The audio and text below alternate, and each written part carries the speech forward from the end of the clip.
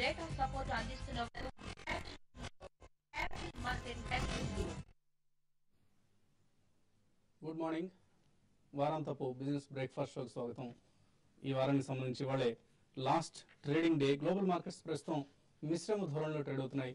ఒక నిక్కీ మినహాయిస్తే మిగిలిన ఏషియన్ ఇండిసెస్ అన్ని కూడా నష్టాల్లో ట్రేడ్ అవుతున్నాయి. SGX నిఫ్టీ 12 పాయింట్ల నష్టంతో ట్రేడ్ అవుతుంది 5510 దగ్గర. సో మార్కెట్స్ పట్ల పెద్దగా ఎవరికి ఆసక్తిగా ఉన్నట్లుగా కనపడలేదు. Most of the traders and investors side lines లో ఉన్నారు. మార్కెట్స్ లో పార్టిసిపేట్ చేయట్లేదు. చాలా చాలా తక్కువ వాల్యూమ్స్ నమోదవుతున్నాయి. నిఫ్టీ కూడా 10-20 పాయింట్ల టైట్ రేంజ్ లో అటు ఇటుగా కదులుతోంది. సో క్రూడ్ ధరలు మళ్ళీ పెరుగుతున్నాయి. OPEC మీటింగ్ లో అవుట్పుట్ పెంచడానికి బ్రెంట్ క్రూడ్ ప్రస్తుతం $120 క్రాస్ చేసింది. అలాగే నైమెక్స్ క్రూడ్ ధర కూడా $102 మార్కును దాటింది.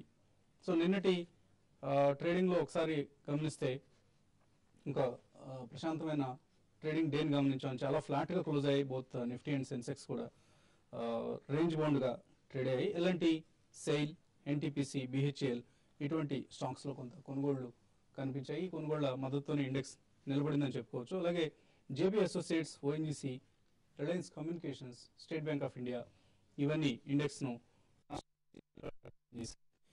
మిడ్ క్యాప్స్ నిన్న 2-3 సెషన్స్ యాక్టివిటీ తర్వాత నిన్న కొంచెం స్తబ్దంగా కనిపించాయి mid caps. Most of majority of the mid caps. Of course కొన్ని స్టాక్ స్పెసిఫిక్ మూవ్మెంట్స్ గమనించాం. ఫ్యూచర్ వెంచర్స్ కావచ్చు, Patel engineering, Hindustan oil exploration, IRB infra, India Infoline ఇటువంటి స్టాక్స్ అన్నిట్లో కొంత మనం హైటెండ్ యాక్టివిటీ గమనించాం. అదర్వైజ్ బ్రెడ్ చాలా నెగిటివ్ గా ముగిసిందని చెప్పుకోవచ్చు. 548 స్టాక్స్ అడ్వాన్స్ అయితే అంటే లాభాల్లో ముగిస్తే నష్టాలతో ముగిశాయి. వాల్యూమ్స్ ఆఫ్ కోర్స్ ఇందాక అనుకున్నట్లుగా చాలా తక్కువగా నమోదయ్యాయి. కొత్త మ్యానుఫ్యాక్చరింగ్ పాలసీని ప్రకటించబోతున్నట్లుగా నిన్న కేంద్ర ప్రభుత్వం ప్రకటించింది.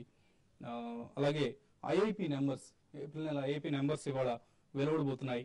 బేస్ ఇయర్ ను 1993-94 నుంచి 2003-04 మార్చిన తర్వాత వెలువడుతున్న అంకెలు ఇవి, డేటా ఇది. సో మేబీ మార్చి నెలలో మనం గమనించాం ఆల్మోస్ట్ 7.3% నమోదైంది. ఈ నెలలో 5 to 5.5% మధ్యలో గ్రోత్ నమోదయ్యే అవకాశాలు. సో ఇవాళ ఒక ప్రధానమైన క్యూగా ఏప్రిల్ నెల IIP డేటా వెలువటాన్ని తీసుకోవచ్చు.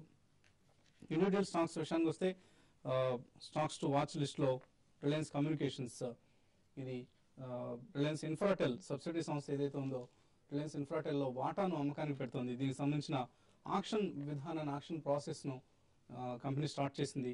Maybe next few sessions Reliance communications లో కొంత యాక్టివిటీ మనం గమనించే అవకాశం ఉంది. నిన్న ఈ స్టాక్ నష్టాలతో క్లోజ్ కావడం గమనించాం.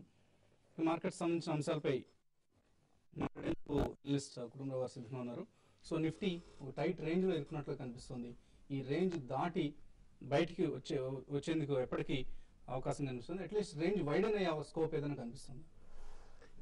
చాలా డిఫికల్ట్ ఫేజ్ అండి ఇది. ఎందుకంటే చాలా డేటా మన డొమెస్టిక్ డేటా కూడా వస్తుంది. నిన్న కూడా మనం చూసాం ఫుడ్ ఇన్ఫ్లేషన్ మళ్ళీ 9% క్రాస్ అవుట్ అండ్ ఇవాళ కొత్త IIP నెంబర్స్ వస్తాయి. ఇందులో ఈ కొత్త ఇండెక్స్లో దాదాపు 45 న్యూ ఐటమ్స్ కూడా యాడ్ చేశారనమాట. కాబట్టి డెఫినెట్లీ చాలా క్యూరియాసిటీ ఉంది. ఎందుకంటే ఈ నెంబర్స్ ఎట్లా వస్తాయి పాలసీ ఉంది. కాబట్టి ఇవన్నీ కూడా ముందు పెట్టుకుని నియర్ టర్మ్ డైరెక్షన్ మార్కెట్ది ప్రిడిక్ట్ చేయడం కూడా కష్టంగా ఉంది. కాబట్టి వాల్యూమ్స్ చాలా లోగా ఉన్నాయి. మార్కెట్ పార్టిసిపెంట్స్ కానీ మార్కెట్ ప్లేయర్స్ కానీ ఎవరు కూడా లార్జ్ పొజిషన్స్ తీసుకోవడానికి విల్లింగ్ లేరు. అండ్ అది క్లియర్లీ వాల్యూమ్స్లో తెలుస్తుంది.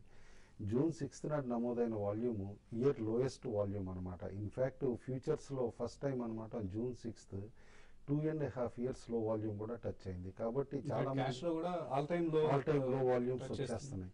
కాబట్టి క్లియర్లీ ఎవరు రిస్క్ తీసుకునే స్టేజ్లో కూడా లేరనమాట. ఇంత ఇండెసిసివ్ మేనర్లో మార్కెట్స్ మూవ్ అవుతున్నాయి కాబట్టి. And moreover global cues కూడా అన్సర్టన్గా ఉన్నాయి. లైక్ చైనాలో ఇప్పుడు షార్ప్ ఫాల్ రావచ్చు, ఇటు హౌసింగ్ బబుల్ బర్స్ట్ అయింది, ఆటో సేల్స్ నెంబర్స్ కూడా తక్కువ వచ్చినాయి అని ఇవాళ కూడా కీ డేటా ఉంది చైనాది అనమాట. ఈ ఫెటాల్ ఇవన్నీ కూడా నెగిటివ్ రావటం మొదలైతే కనుక నిన్న యూఎస్లో ఒక మేజర్ కాన్ఫరెన్స్ రిచర్డ్ బైన్స్టైన్ ఎవరైతే one of the most popular analyst కూడా global analyst, he has said emerging మార్కెట్స్కి చాలా వొలటైల్ టైమ్స్ ఉంటాయి. ఈ ఫెటాల్ ఈ బబుల్స్ బర్స్ట్ అయితే కనుక చైనాది ఇట్లా couple of other countries emerging markets కూడా అని చెప్పి వార్న్ చేయడం కూడా నేను అనుకోవటం కాస్త ఫారిన్ ఇన్వెస్టర్స్ని అలర్ట్గా పెడతాయి. ఆల్ ఇన్ ఆల్ చూస్తూ ఉంటే కనుక ఇంత రేంజ్ బౌండ్ మార్కెట్ ఉన్నప్పుడు ఇన్వెస్టర్స్ కూడా చాలా అప్రమత్తంగా ఉండి ఓన్లీ స్టాక్ స్పెసిఫిక్ వ్యూ తీసుకోవాలి. ఏ స్టాక్స్ అయితే attractive valuation next 2 years sustain అవ్వగలవు అనుకున్న స్టాక్స్ ఉన్నాయో వాటిలోనే ట్రేడ్ చేస్తూ ఉండాలి, ఆర్ ఇన్వెస్ట్మెంట్ కూడా చేస్తూ ఉండాలి. నిఫ్టీ రేంజ్ కూడా చూస్తూ ఉంటే 5500 చాలా రెసిలియంట్ సపోర్ట్ ఇచ్చింది. బట్ ద మొమెంట్ 5500 బ్రేక్ అయితే కనుక మేబీ ఇంట్రాడే క్లోజింగ్ 5450కి క్లోజర్గా అట్లా వస్తే definitely we are in for rough time next week అనుకోవచ్చు అనమాట. అండ్ మోర్ ఓవర్ ఇప్పుడు పొలిటికల్ ప్రాబ్లమ్ ఏమైనా అగ్రివేట్ అవుతుందా అనేది కూడా చూడాలి. ఎందుకంటే డిఎంకే సపోర్ట్ అంటూ విత్డ్రా చేస్తే మళ్ళీ ఊహాగానాలు మొదలవుతాయి, ఇటు ఎవరు సపోర్ట్ ఇస్తారు యూపీఏకి ఎవరు ఇరని. కాబట్టి ఈ అన్సర్టైన్ టైమ్స్లో 5450 బెంచ్ మార్క్గా పెట్టుకుని షార్ట్ టర్మ్ పొజిషన్స్ 5450 క్లోజర్గా నిఫ్టీ క్లోజ్ అవుతున్నా కూడా పొజిషన్స్ కట్ చేసుకోవడం అడ్వైజబుల్. ఆన్ అప్ సైడ్ మాత్రం clearly unless we have a closing of 5560 5580 band పైన క్లోజ్ అయితేనే ఫ్రెష్ పొజిషన్స్ ఇనిషియేట్ చేయమని చెప్పేసి చెప్తాను. ఓకే అండి. So QE3 quantitative easing series 3ని ఒబామా ప్రవేశపెడతారా లేదా? ఇది ప్రస్తుతానికి యుఎస్ మార్కెట్స్లో $1 బిలియన్ క్వశ్చన్. సో అనుకున్న విధంగా ఈ QE3ని ప్రవేశపెట్టకపోతే మార్కెట్స్ కొంత ఒడిదుడుకులకు లోనే అవకాశాలు కనిపిస్తున్నాయి. బట్ మన అడ్వైస్ అయితే ఎప్పుడు ఒకటే బై అండ్ డిక్లైన్స్. బాగా 5 to 10% డిక్లైన్ వచ్చింది అనుకున్న సమయంలో అగ్రెసివ్గా బై చేసుకుని నెక్స్ట్ 2 years పర్స్పెక్టివ్తో ఇన్వెస్ట్ చేస్తే డెఫినెట్లీ బెటర్ రిటర్న్స్ వస్తాయి. అలాగే కాలర్స్ లైన్లో ఉన్నారు. Narasimha Rao first caller. నరసింహారావు గారు sir good morning sir. Good morning sir మేము ప్రకాశం జిల్లా ఖమ్మం నుంచి మాట్లాడుతున్నాం సార్. చెప్పండి. సార్ డివిడి యాటింగ్ మేము 140 రూపీస్లో ఒకసారి తీసుకున్నాం సార్. నెక్స్ట్ మళ్ళీ 120లో తీసుకున్నాం సార్. ఓకే. 70 రూపీస్లో తీసుకున్నాం సార్. టోటల్ యావరేజ్ వచ్చేసి 110 అవుతుంది సార్. టోటల్ 2000 షేర్స్ ఉన్నాయి సార్. ఓకే అండి. కానీ నిన్న 80 రూపీస్ దగ్గర మేము అమ్మేసాం సార్ వాటిని 2000 షేర్స్. అలాగే ఇంతకు ముందు కూడా ఒకసారి 85 దగ్గర అమ్మాము సార్. అలా అమ్ముతూ యావరేజ్ కవర్ చేస్తూ వచ్చాం సార్. ఇప్పుడు 80కి అమ్మాము కదండి, మళ్ళీ ఇప్పుడు డౌన్ అవుతుందా?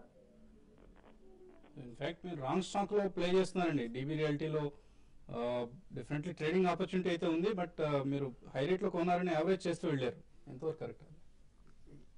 ఇట్లా కాంట్రవర్సీ తోటి బగ్ అవుతున్న స్టాక్స్లో ట్రేడ్ చేయడం అనేది చాలా డిఫికల్ట్ అండి. ఎందుకంటే ఆన్ అండ్ ఆఫ్ న్యూస్ ఫ్లోని బట్టే స్టాక్లో ర్యాపిడ్ మూవ్స్ రావడం కూడా చూస్తాం. ఎందుకంటే కంటిన్యూస్గా 120 130 లెవెల్స్కి పడిన తర్వాత చాలామంది అడగటం కూడా చూసాం. ఇక్కడ ఆపర్చునిటీ ఉంది కదండి, చాలా పడింది, బై చేయొచ్చా అంటే కూడా నేను అడ్వైస్ చేయటం వద్దు, అవాయిడ్ చేయండి. ఎందుకంటే ఇప్పుడు ఈ 2G స్కామ్లో డెవలప్మెంట్స్ని బట్టి బెయిల్ వస్తుందా లేదా షాహిద్ బల్వాకి, ఇటు అండ్ ఇంకో ప్రమోటర్కి కూడా గోయింకాకి, అందుకని చెప్పేసి అవాయిడ్ చేయండి అని చెప్పేసి సజెస్ట్ చేస్తున్నాను. ప్రిఫరబ్లీ ఇలాంటి స్టాక్స్లో డ్యాబుల్ చేయడం కష్టం అండి. ఇన్ఫ్యాక్ట్ అడ్వైస్ చేయడం కూడా కష్టం. Maybe around 70 rupees strong value ఉండొచ్చు, ఎందుకంటే వీళ్ళకి గుడ్ రియల్ ఎస్టేట్ ఉంది ముంబైలో. బట్ ఈ ఫెటాల్ రేపు సీజర్ స్టేజ్ వరకు వెళ్ళింది అనుకోండి 2G స్కామ్లో, డెఫినెట్లీ డెవలప్మెంట్స్ చాలా నెగిటివ్ అవుతాయి. కాబట్టి ఎనీ ర్యాలీలో ఎగ్జిట్ అయితే చాలా బెటర్ స్టాక్స్ ఉన్నాయండి, మంచి రిజల్ట్స్ వచ్చిన స్టాక్స్. దట్టు Q4 అయిపోయింది ఇప్పుడు. అలా మంచి రిజల్ట్స్ వచ్చిన స్టాక్స్లో ఇన్వెస్ట్ చేసి డబుల్ చేయడం బెటర్ అండి. సో ఎలాగో ఎగ్జిట్ అయ్యారు డీబీ రియాలిటీ జోలికి మళ్ళీ వెళ్ళదండి సమీప భవిష్యత్తులో. మేబీ అంతా స్టెబిలైజ్ అయిన తర్వాత కంపెనీ వైపు మరోసారి దృష్టి సారించవచ్చు. రాజశేఖర్ నెల్లూరు నుంచి. రాజశేఖర్ గారు sir good morning sir. Good morning sir. Jindal Polyfilms ఈ రేట్ లో తీసుకోవచ్చా షార్ట్ టర్మ్ కోసం? సో ఈ మధ్య ఫ్యాన్సీ కనపట్లేదు ఈ సెక్టర్ పట్ల జిందాల్ పాలిఫిలిమ్స్. లేదండి, అవాయిడ్ చేయమని చెప్తానండి యాజ్ ఆఫ్ నౌ. ఎందుకంటే మళ్ళీ యూఫ్లెక్స్లో ర్యాలీ వచ్చిన తర్వాత చాలా మంది కాస్త ఇంట్రెస్ట్ చూపిస్తున్నారనమాట ఇటు పాలిఫిలిమ్స్ కంపెనీస్ అన్నింటిలో కూడా. బట్ యూఫ్లెక్స్లో it's a totally different context. ఎందుకంటే టేక్ ఓవర్ అవ్వచ్చు, లేకపోతే సమ్ ఫారినర్ స్టేక్ బై చేయొచ్చు అని రూమర్స్ నడుస్తున్నాయి. కాబట్టి 200+ స్టాక్ ర్యాలీ అవటం కూడా మనం చూసాం.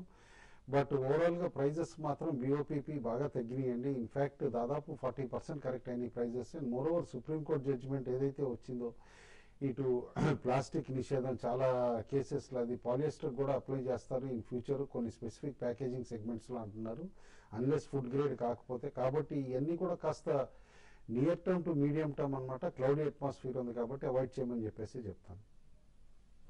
మరిన్ని కాల్స్ తీసుకోబోయే ముందు ఇప్పుడు ఒక చిన్న బ్రేక్ తీసుకున్నాం.